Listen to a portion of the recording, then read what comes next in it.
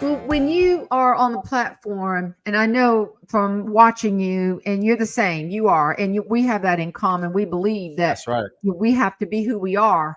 And when we step down, we're the same people. Yeah. It's just congruent. And the thing is, so am I hearing you right? You see that people just need hope. Is that the main thing? Like when you step off the platform, what are people saying to you about your amazing keynotes and the way that you have so many clients that you help? What do they say? Here's the deal. I've been trained by everybody at NSA. You name it, I've been trained by them. I have every note that I've ever taken, everything I've ever written.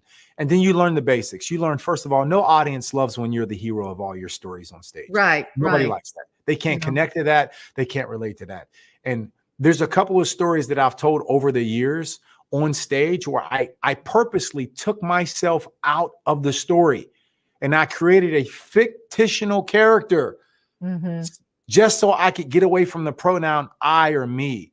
And I can Mm-hmm. say, he told me this, she told me this. Why? Because sometimes when we make decisions in our life, Jane, there's just some things that you've seen in your life, Jane, that are so unbelievable. And you experienced it firsthand because it was your life, that when you go Mm-hmm. to tell the story on stage, you say, people aren't even going to believe this. I know, And and they so can't relate at all. they can't relate at all. And No. so it really hurts me when I see other speakers who have the correct energy, their heart is there, their passion is there, but it's so much of them Yeah. that they get in their own way. And it's not just the platform. It breaks my heart when I have friends and people that I coach and people I'm around, and I see the simple solution is they can't get out of their own way. So to Yeah. answer your question, what people tell me they appreciate about my keynote most is, yes, it gives them hope.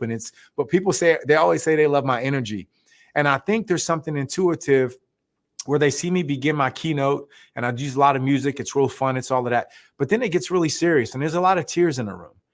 But then by the end, once people see my amazing wife and my kids and a Mm-hmm. life that I've been able to build because of these values that you and I are talking about, our faith in Jesus Christ, our Mm-hmm. ability to grow small businesses in a country where not all people in other countries can grow small businesses. There's not a lot of people who have the freedom to do so. A lot of people are under the room of communism and now socialism waving.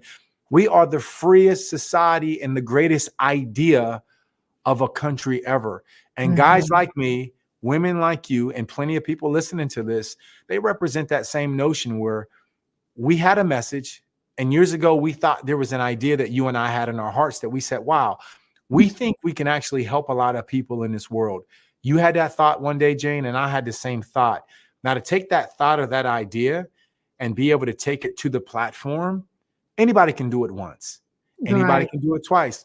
I've seen a lot of speakers do it for a year or two, but to do it for 10 years, to do Yeah. it for 20 years like you, 30 years like you, to do that, that means you figured out what audiences want. And what audiences want is something, and they want a Jesus with skin on them. They want someone who's disciplined and someone who's making the hard decisions and who's not perfect, but someone who they can see themselves in.